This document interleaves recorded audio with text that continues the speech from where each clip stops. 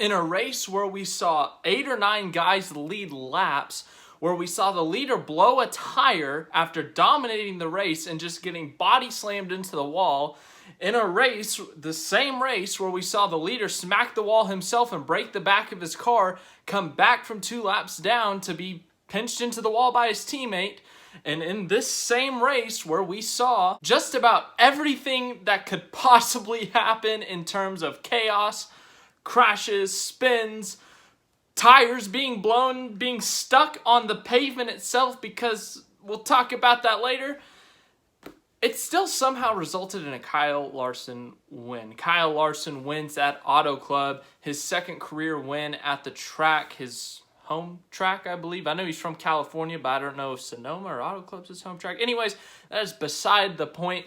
Kyle Larson has started his championship defense, and he has won in just the second race of the season, but it did not come easy, and it did not come without controversy. This race had the most cautions in Auto Club history. That includes the 500-mile race, the 400-mile race. I mean, this was genuinely one of the most fun races I've ever seen, and also had some of the best racing we've ever seen, if I'm going to be honest. Auto Club is supposed to be turned into a short track, but those plans have been postponed, so it's not even known if they're going to do that. But after today, I kind of am on team let it stay. I had a lot of fun watching today's race. The cars drove amazing. The drivers were having to wheel and drive to get the most out of the car. We saw tons of parity. I mean, Erik Jones started on the front row in a Petty GMS car and was in the top 5 all day. Daniel Suarez was up there competing for the win. Obviously, we saw the big name drivers and teams up there. We saw Penske, Hendrick, Gibbs.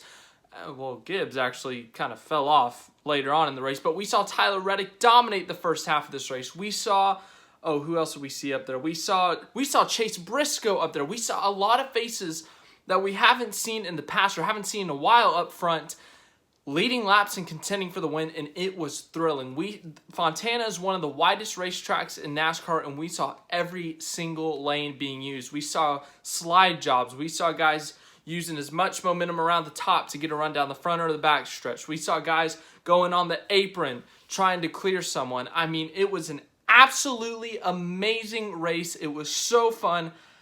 I loved it.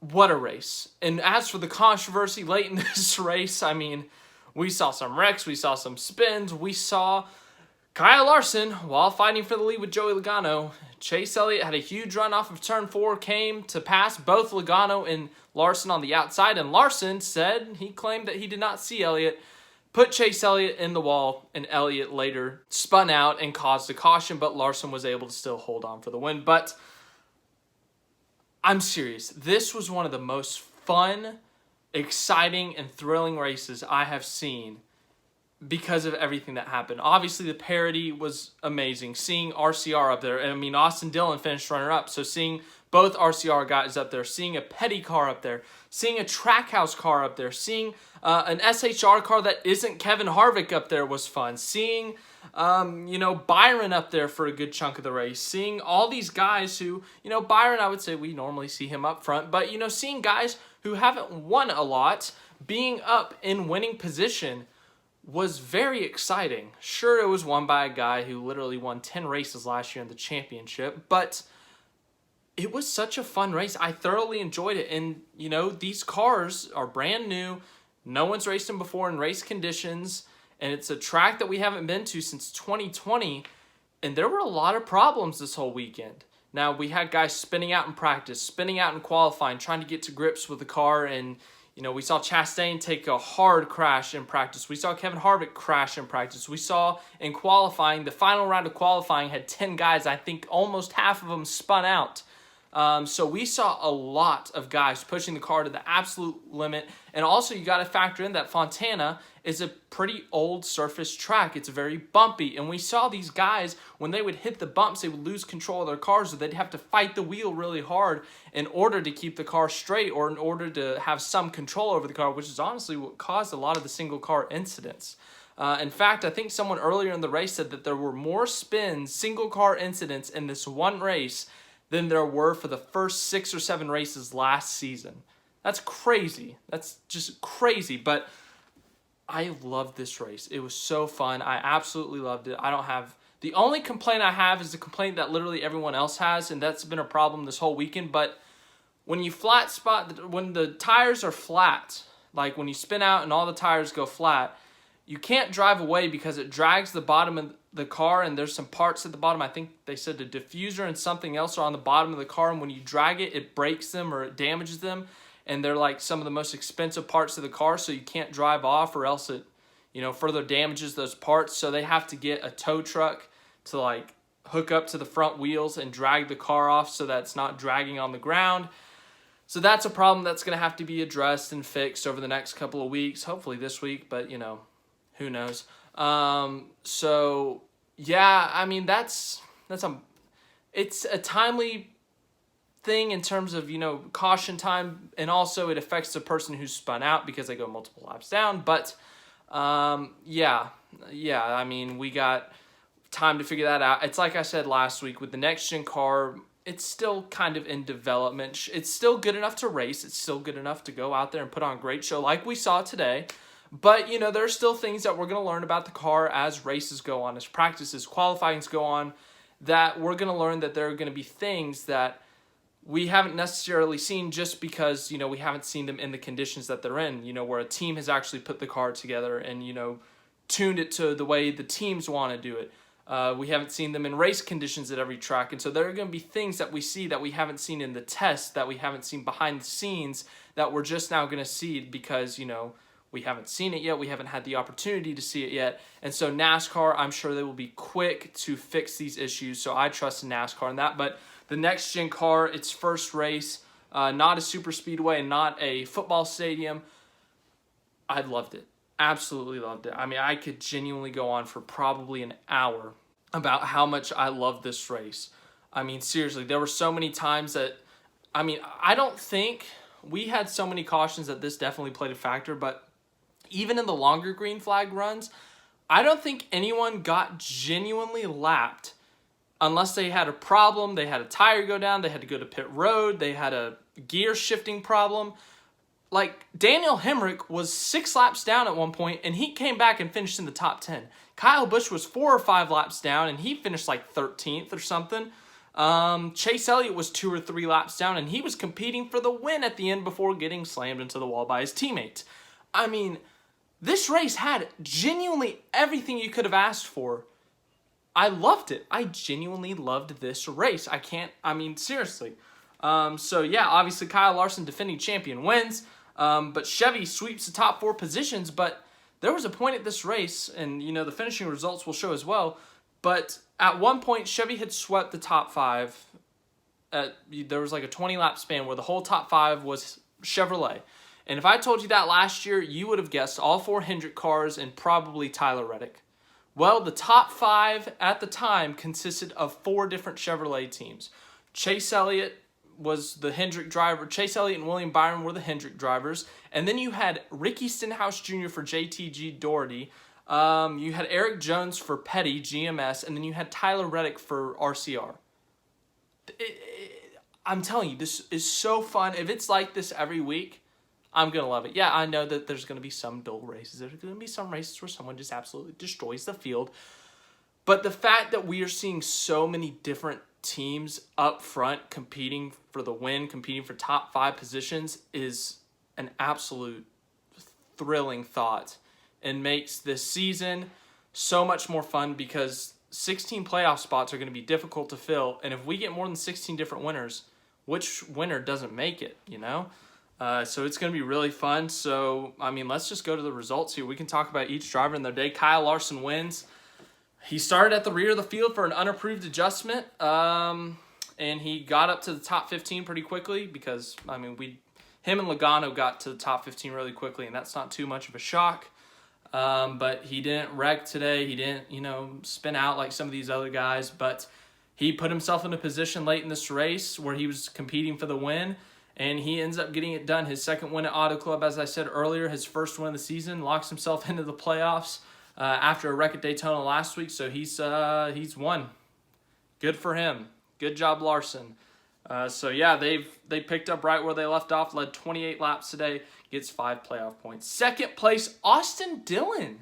A great run for him. He was on the edge of the top 10, the 10th to 13th range. He was kind of in there for a good chunk of the day, but with all the chaos late in this race, with all the spins, all the crashes, all the weirdly timed cautions, the different pit strategies, Austin Dillon was able to drive it up to second. I think he restarted 5th or 6th on that last restart, and he was able to get up to second. So a great day for him, a great points day, being really close to Larson there at the end, actually. Was almost able to get to him, but just was a little bit short. Third place, Erik Jones was... We're going to create a new segment this weekend, and this segment is called Driver of the Day. It's a pretty straightforward thing. Who was the driver of the day? Who had the best day? It doesn't necessarily have to be the winner of the race. It doesn't necessarily have to be a guy in the top 5, but today it is going to be a guy in the top 5. And that's Erik Jones. He's going to be my driver of the day today. Some of the other candidates, I would say, Daniel Hemrick after overcoming his issues, Daniel Suarez. But Erik Jones gets it because Petty in the past, Petty Racing, Petty Motorsports, before the merger with GMS, they have been a 20th to 25th place car. A top 10 is a really good day for him. It used to be, at least. Erik Jones had winning speed today. He drove a fantastic race. Tyler Reddick had the best car all day, and Jones was one of the few who could actually challenge Tyler Reddick for the lead. He passed Tyler Reddick for the lead a couple times. He led 18 laps today. He was almost flawless, but third place for him is absolutely amazing. Driver of the day for me, but a third place finish, that's incredible. If they can continue that speed throughout the year, that's going to be fun. And the other thing is his teammate Ty Dillon finished 17th, and honestly, I don't remember him in the top 20 for most of the race. So, an absolutely amazing day by Erik Jones. Fourth place, Daniel Suarez. Oh, he was so close. He was leading with 3 to go, coming to 2 to go, and into 3 and 4. I'm not a race car driver, but he went to the bottom. I think he should have taken the top there. He was leading. He had just taken the lead from Larson after making an incredible move, and instead of slinging it on the top and potentially giving Larson a chance, maybe go down, pull slide job on him, potentially, bumping him up the track, something like that, he decided to go on the bottom, and Larson went on the top, and Larson just had a huge steam of momentum and passed him, and then Dillon passed him, Jones passed him as well because they just had so much momentum off the top. I really think if Suarez takes the top there, he would have had a great shot at winning this race, but unfortunately he doesn't get it done. But it was a great result for him. They were in the top 10 for a part of the day, but, they weren't up there for most of the day. But they put themselves in the position late in this race to potentially win Trackhouse's first race. And the top 5 is great, especially early in the season. So Daniel Suarez with a tremendous run. Very happy for him and that team. Fifth place, Joey Logano. He was contending for the win late. He led some laps today, 14 laps led today.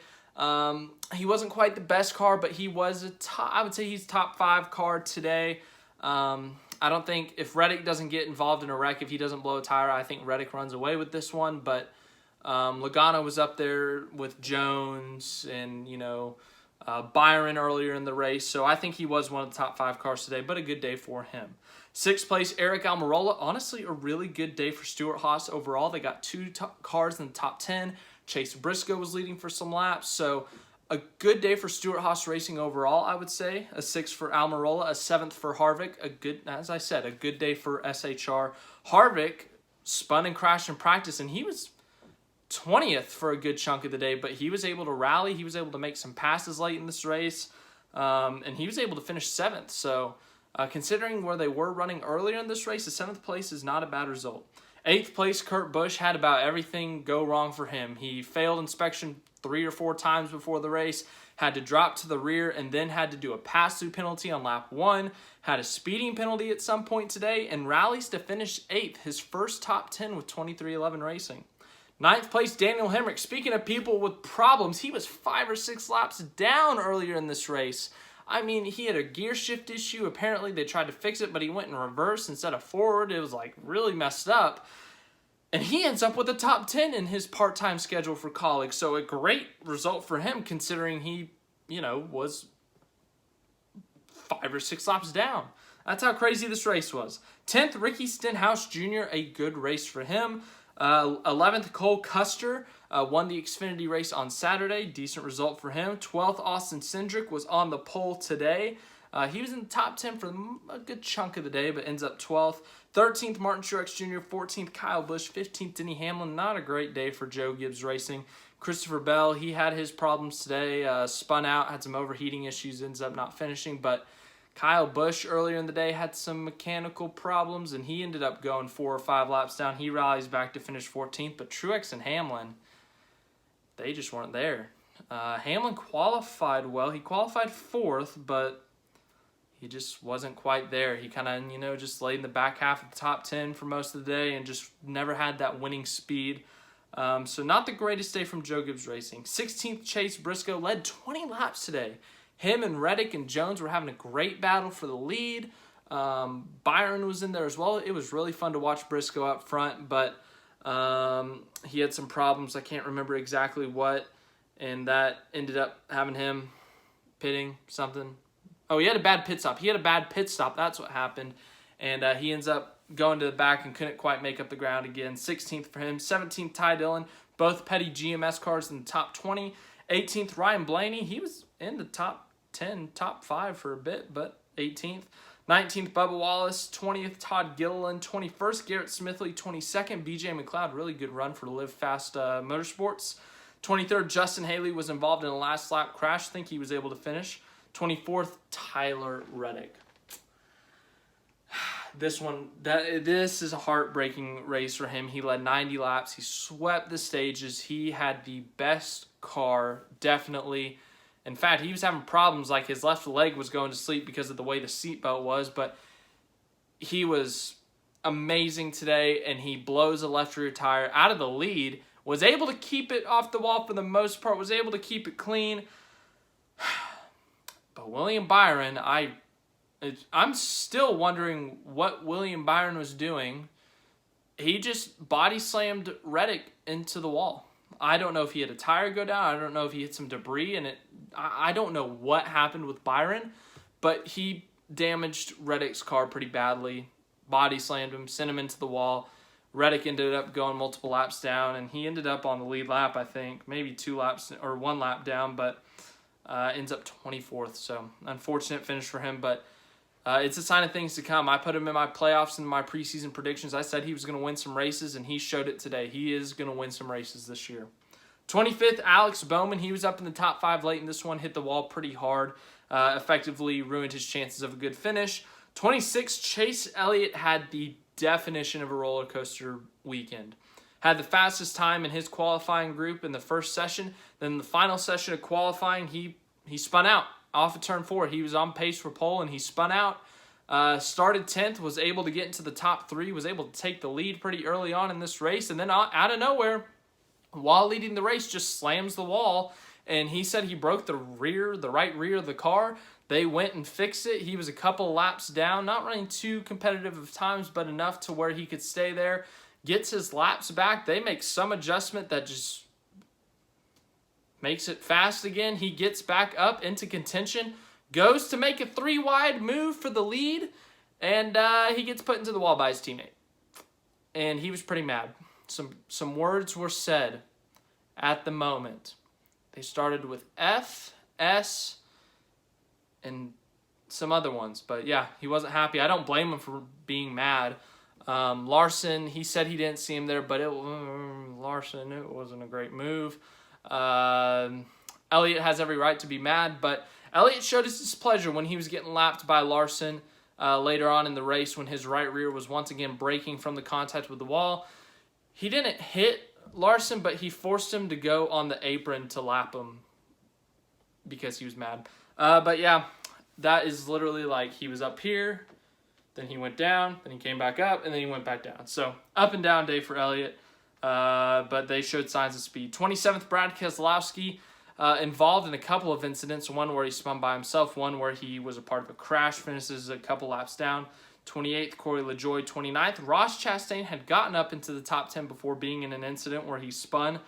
30th, Josh Bilicki. 31st, Michael McDowell. 32nd, Cody Ware. 33rd, Harrison Burton. Involved in a wreck for the second straight week, unfortunately. 34th, we talked about Byron earlier. He had top 5 speed. Led some laps there early on, but just hit Reddick for some reason and crashed. 35th, Buescher. 36th, Bell. So, yeah, I'm telling you, this was such a fun race. Just the variety of seeing guys up front, and the racing itself was super fun, but I really hope we get this every week. It really was fun. But next week, Las Vegas, I'm looking forward to it. Hope you are too. Man, the odds of if we get that kind of racing again, it'll be fun. But it seems like with the new cars, it's hard to handle. They're still trying to figure out how to drive it, which is extremely fun to watch as a fan, as a racing fan. But I'm curious to if, they're so used to driving the 550 package on these tracks where they're able to keep it wide open. And, I'm not saying they're not good, but, just adjusting back to the style of having to use your brakes, having to lift off the throttle. I'm just curious to see how much of a factor that plays. But that's just my fan perspective, my fan question. But, yeah, thanks for watching this video. If you liked it, leave a like. We got more racing content coming up this week. I got an announcement that I'll announce in the middle of the week, and I think you guys will like it. So, yeah, what a fun race weekend.